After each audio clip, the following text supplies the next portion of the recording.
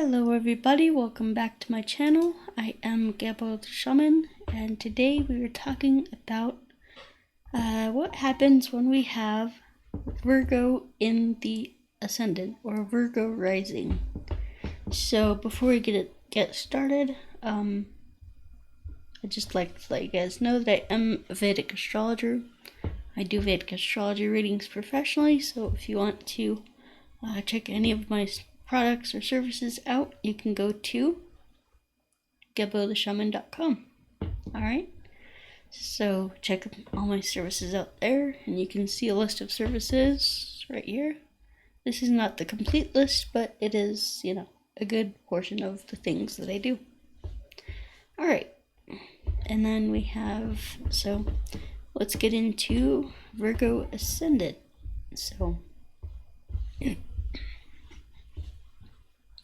alright, so the Ascendant. So what is the Ascendant? The Ascendant is the thing that sets the stage for the entire chart. It is the blueprint of the entire chart. The Ascendant is the sign that was rising above the horizon. So it was rising above the horizon at the time of your birth. And this is basically the energies of the cosmos that were grounded into your body when you took the first breath. And so this is Virgo. So Virgo energy is very present with you. So what is Virgo? Virgo is all about service. Virgo is all about critical thinking, being very critical, being very analytical, being very detail-oriented, focused. It has a lot to do with daily service, daily work. It has to do with fitness and health. Virgo is it has a lot to do with service. So somebody could be a nurse, or someone who serves people and helps people on a daily basis. It also has to do with our daily habits, daily routines, daily work routines, daily work, the consistency of our work. All right, so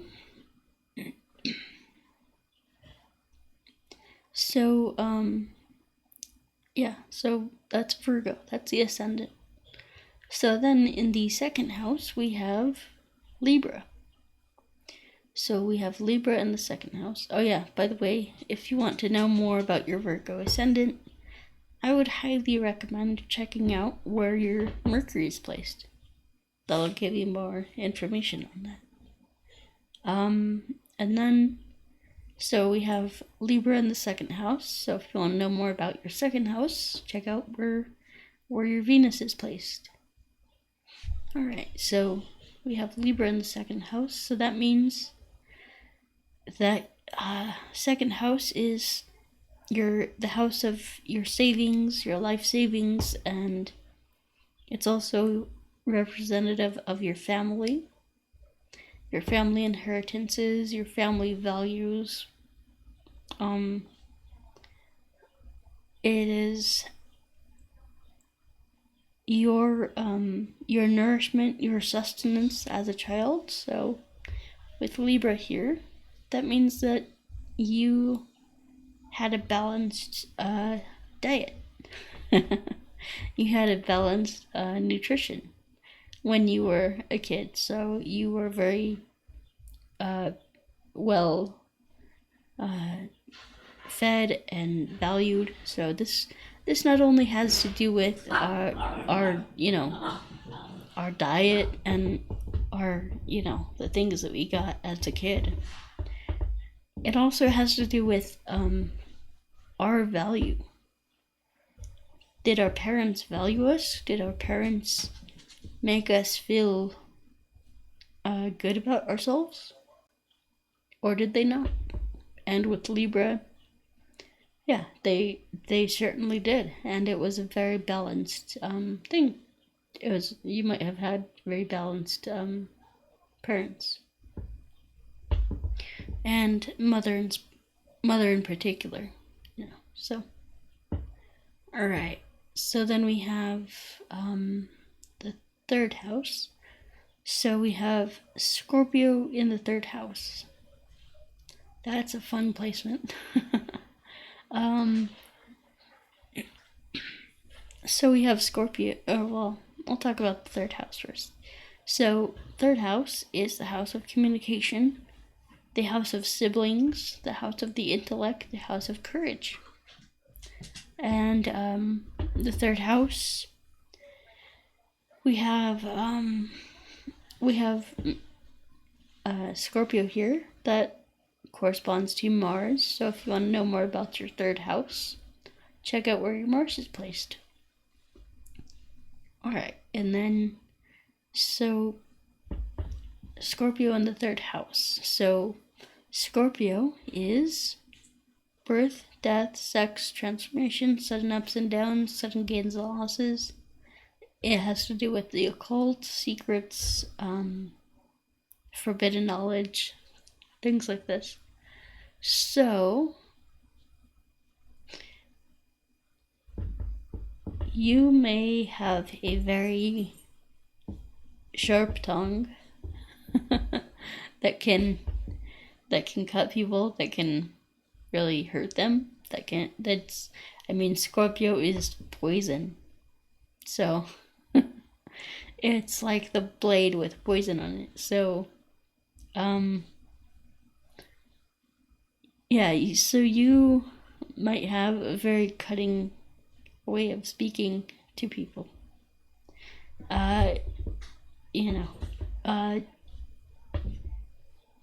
You could also it could also be very like Scorpio in the third house. Like you could hurt people by making them conscious of what they're not conscious of. So like you could say it in a blunt way, like for example,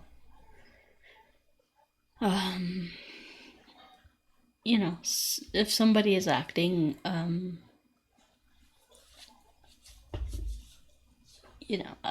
I forget, I I don't have an exact example for you guys, but it's just about making people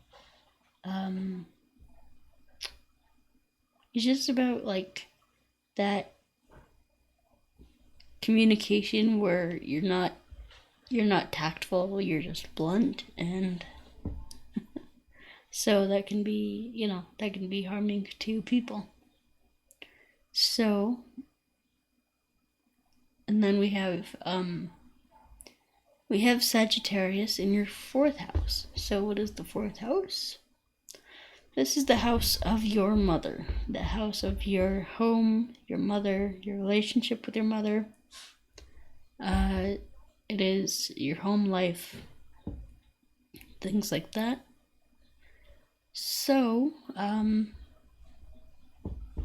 you have Sagittarius here. So Sagittarius is all about teaching, religion, philosophy, spirituality.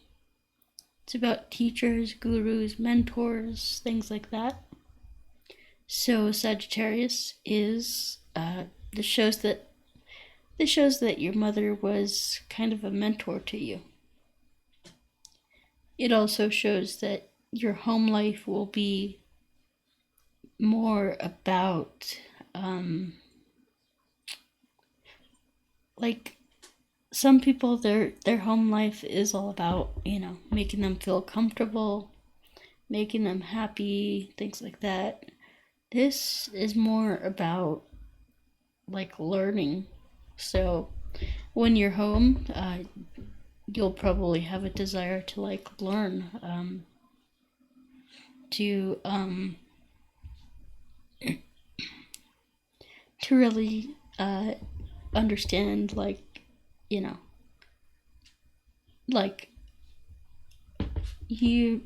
there's a propensity to either learn from home, like you could take a home-based college course, or you could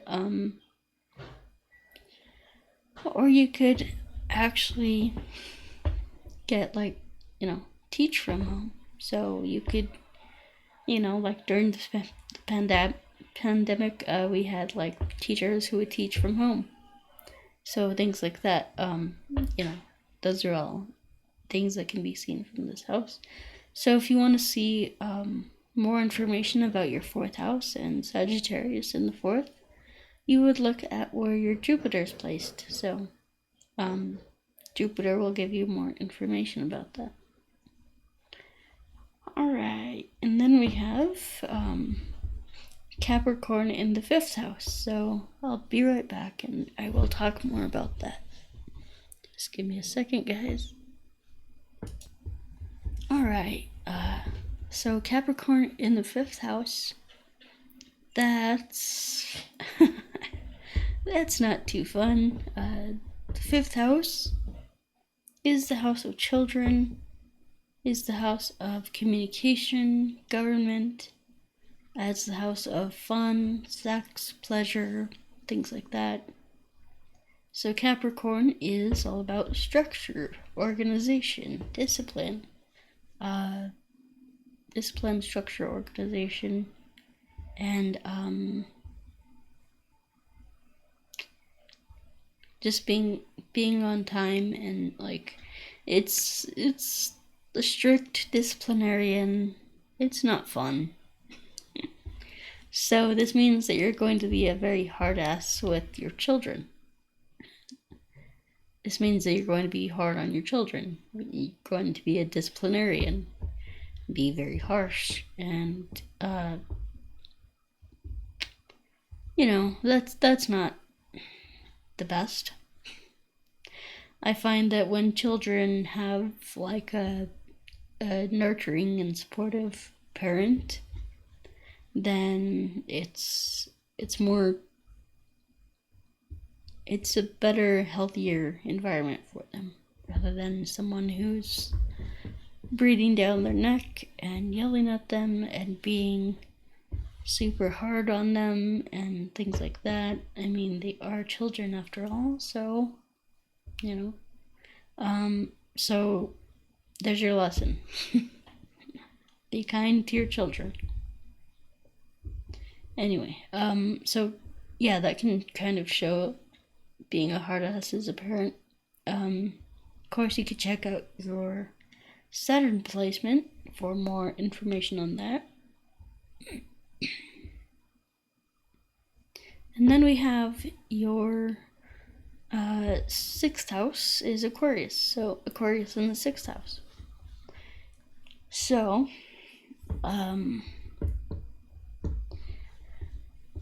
so what is the 6th house? The 6th house is all about your diet, your health, your fitness. It's your daily work routines, daily habits, daily routines. It is the house of enemies. 6th house is the house of enemies, the house of just like just the things that we have to deal with on a regular daily basis. And then we have so we have Aquarius here. So Aquarius behaves much like Cancer. So this means that you're going to care for people, you're going to love them, nourish them, help them. This truly is the sign of the nurse. I mean, Virgo. Virgo is the sign of the nurse. Why is that? Because your 6th house is in Aquarius. Helping people, helping humanity, helping, doing the things for humanity, doing service for humanity, and things like that. Alright, so we have Aquarius in the 6th house. So if you want to see more about what your Aquarius placement has to do, you would look at your Saturn position. Saturn is ruled, Aquarius is ruled by Saturn. And then we have Pisces in the 7th house. Pisces in the 7th. So this means that your spouse will be super spiritual. Your spouse will be foreign. You have the desire to marry a foreigner. Your spouse could be of a totally different race, culture, country, could be someone who is very foreign. It also means that your spouse will like to be away from you, take trips, take pilgrimages, be a very spiritual person. And so it's pretty good placement here. So if you want to learn more about your 7th house, you would check out Jupiter. And this is doubly true for a female. So if you're a female Virgo ascendant, Jupiter is the karka of marriage. Not only that, it is the lord of the 7th house. So when you come into your Jupiter dasha, that means that you would probably get married. So that's something to pay attention to. Check out more about Jupiter with this position. And then we have Aries in the 8th house. Boy, that's fun. So, 8th house is birth, death, sex, transformation. It also has to do with shared inheritance, shared investments, in-laws, your wife's family. It is your wife's value, how she sees herself, her self-esteem. It is your spouse's parents, your spouse's self-esteem, your spouse's inheritance, things like that. Shared inheritance, shared investments, things like that. So Aries in the 8th house shows that Aries, what is Aries? So Aries is the planet of war. It is it is the planet of battles. It is the planet of the warrior. It is the planet of masculine energy, taking action, things like that. So this shows that you might not have the best relationship with your in-laws. Shows that it could become a war. It shows that it could become, violent. Or, just, it also shows that your gains, your investments could gain very rapidly. Like, you could have a sudden burst of income from your investments. So it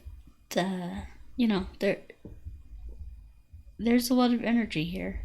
So with the 8th house, this is the house of transformation. So this means that you could become a millionaire very easily, very quickly. It also shows that you could become a pauper very quickly. So you could have that sudden going from nothing to a millionaire to back to nothing, and then you end up somewhere in the middle. So, yeah. Generally you want slow moving planets, slow rashis, slow signs in this house. So, like for instance, Saturn or Capricorn would be great in this house. Aries is very fast moving. Mars is very fast moving, so you could have sudden transformation, sudden ups and downs very quickly. Alright, it wouldn't be it would just be a total surprise. You wouldn't be aware of what might be happening. And then we have Taurus in the 8th house, or Taurus in the 9th house. So Taurus in the 9th house, you would value your education, you would value your gurus, your mentors, teachers, things like that. And you would value those kinds of things. And then we have the 10th house, so Gemini in the 10th house. Oh yeah, for the 9th house, look at your Venus placement. For your 10th house, look at your Mercury placement. So for Gemini in the 10th house means that you would work with your hands. You would do a lot of intellectual work, work that had to do with a lot of thinking, a lot of intellect. Using your hands also, like being a nurse, requires working with your hands, and it also involves using your intellect. So you could become a scientist, doctor, mathematician, anything like that. So then we have Cancer in the 11th. So 11th house is the house of gains.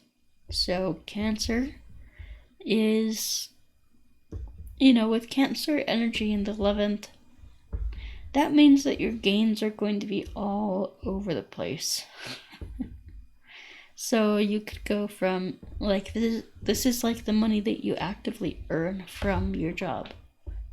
So you could go from having very little gains to a lot of gains to back to, so it's always going to be in flux.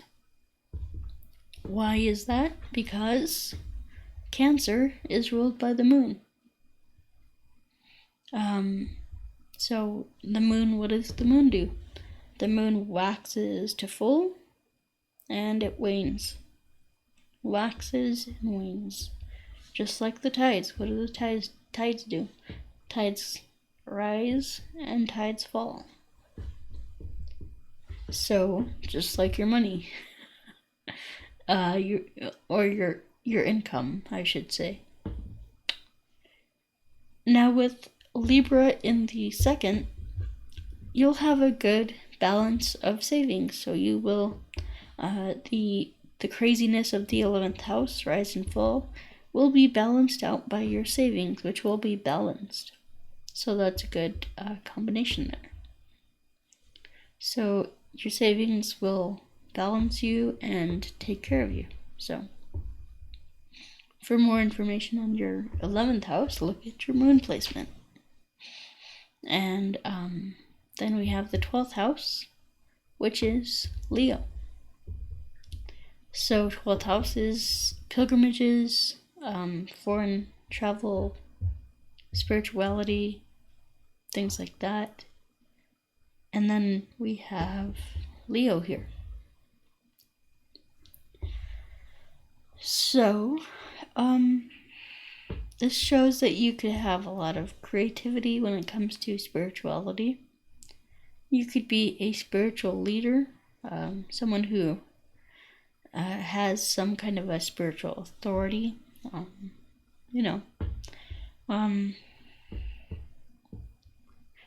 yeah, it's an interesting placement for sure. So anyway, for more information on the 12th house, look at the sun's placement. Alright, and so that wraps up the 12 houses. So if you guys are interested in anything that I have to offer, you can check out my services at gebotheshaman.com. Once again, I am a Vedic astrologer. I do have a Vedic astrology certification course to learn from me. And that course also has, when you complete the course and pass the test, you will receive a free website. So, where you can actually get clients and earn income from that website. So, not only that, but I will promote you on the channel as well. And then we also have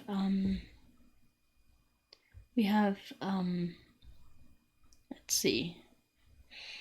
We have the astrology consultations. So if you're interested in a career reading, a career reading or a relationship reading, then I would highly recommend you check out the astrology consultations.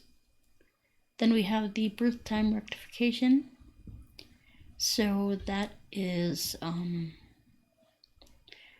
really good for people who don't have an exact birth time. A lot of people, born in foreign countries or born under hard circumstances, don't really have. A lot of times, you'll find that they don't have an exact birth time.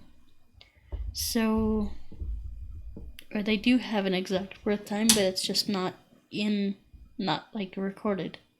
So my birth time rectification service basically is a service that helps you find your exact birth time, so that way you can get exact astrology readings and astrology predictions and things like that. It's very important. So check that out. And then we have, I do offer rune readings. So rune readings are great if you're wondering about what's going on with you currently or what is soon to come. So I do a 9 world rune reading spread, and that basically is a reading that encompasses all the areas of your life, from your unconscious mind, subconscious mind, your hopes and wishes, your identity, the actions that you need to take, your physical body, to what the Ascended Masters want to say to you and the advice that they want to give you. So, I would highly recommend checking that out. And yeah, that's about it, guys. Let's see here. So, then we have the, career coaching and life coaching. So, if you're not sure what your path in life is, then it's great to have a career coaching session with me, where we kind of talk about your career path and the best things that are, the careers that would be best for you. Then we have the life coaching as well, if you want to work with me on an ongoing basis. And then we also have the trauma healing course. So trauma healing course, also known as the emotional awareness course, is a great way to discover your hidden emotions that you keep suppressing and shoving down. Then we have the distance energy healing course, the distance energy healing session, I always get that confused because I have a bunch of courses. So, distance energy healing session with me. It is pretty helpful. It's been pretty helpful for my clients. A lot of clients report that they are more aware of their emotions and feel better, feel better about themselves, feel more cleansed, and feel whole. So I would highly recommend checking that out as well. Alright guys, so that's about it for me. Also the Qigong courses, so Cosmic Qigong and the Self-Transformation Challenge. This course I cannot highly recommend enough. It's an excellent course that really helps you synergize all the 3 energies of the body. So with the Self-Transformation Challenge, we have the Kundalini energy, which rises up the spine, and we combine that with Qi, which is in the cells of our body. Every cell contains Qi, and we combine that with the heart center, the Shen energy of the heart center, which then goes into the intuition and intention to project your reality, to change and manifest your reality. And then we have meditation as well. So guided meditation that helps you align the 3 energy centers of your body, and it's just a powerful meditation. So anyway guys, if you're interested in anything that I have to offer, then you could go to gebotheshaman.com and check everything out there. Alright, so that's it for me guys. Take care, and we'll talk to you next time. Peace.